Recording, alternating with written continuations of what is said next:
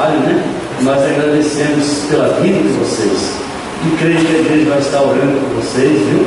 Esse trabalho lindo, como o irmão complementou aqui, também foi alcançado através desse Novo Testamento lá no presídio, né? Então continue nesse trabalho, irmão. Deus abençoe e toda a igreja devorar por esse trabalho, amém? Não esqueça também do projeto Resgate, né?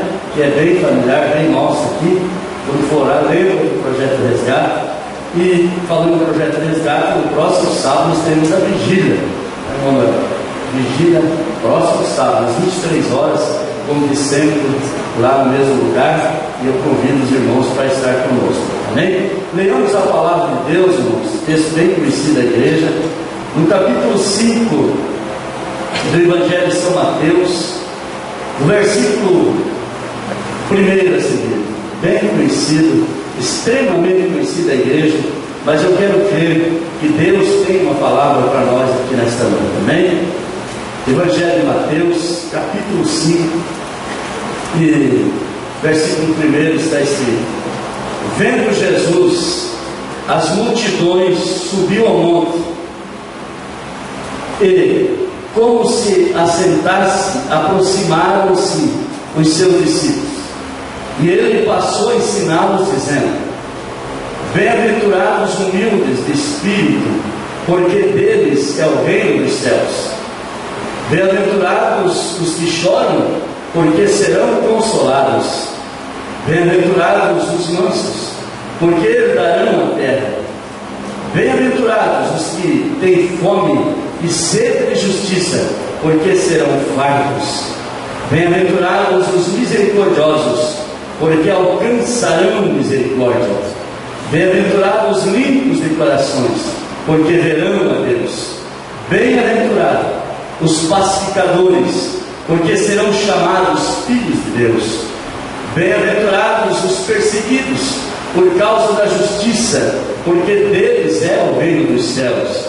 E bem-aventurados sois quando por minha causa vos injuriarem e vos perseguirem, e mentindo disserem todo mal contra vós. Regozijai-vos e exultai, porque é grande o vosso galardão nos céus, pois assim perseguiram os profetas que viveram antes de vós. Amém?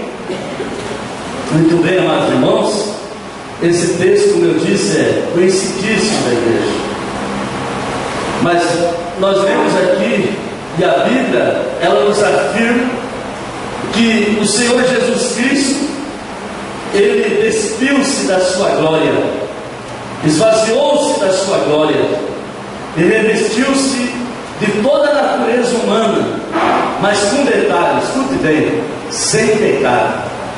Jesus se despiu, se desfez de toda a glória, mas e se revestiu de toda a natureza humana, porém uma diferença: sem pecado.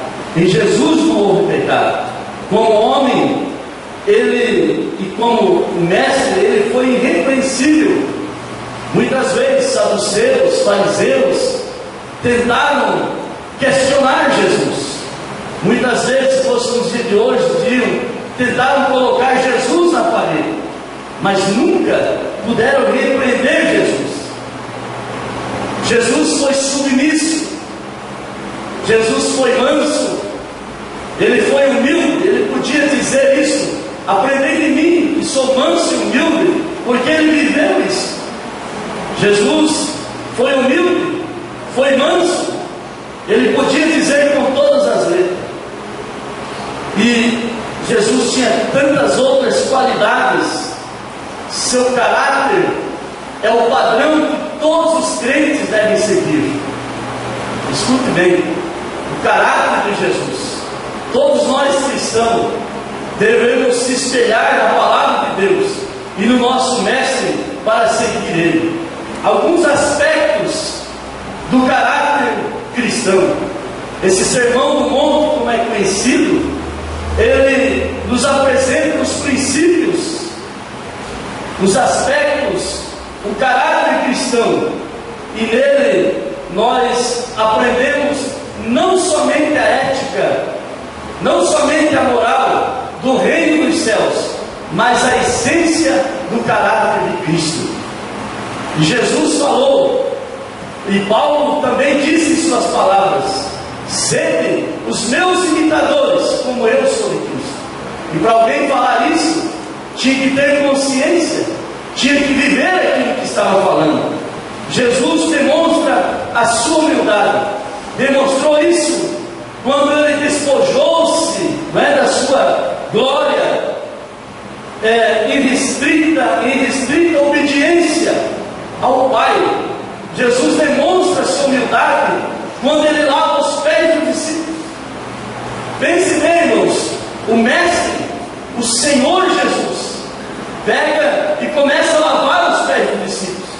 Talvez, com todo respeito, se fosse eu, se fosse nós obreiros, para lavar os pés de alguém aqui, talvez ia se sentir constrangido, talvez alguém de nós ia se sentir muito superior, dizer: não, eu não faço isso, eu sou obreiro, eu sou pastor, eu sou evangelista, eu sou cooperador, o que vão dizer de mim se eu for lavar os pés de um companheiro? Mas Jesus, em momento algum, pensou, lavou os pés dos seus discípulos, demonstrando ser humilde e praticando essa missão.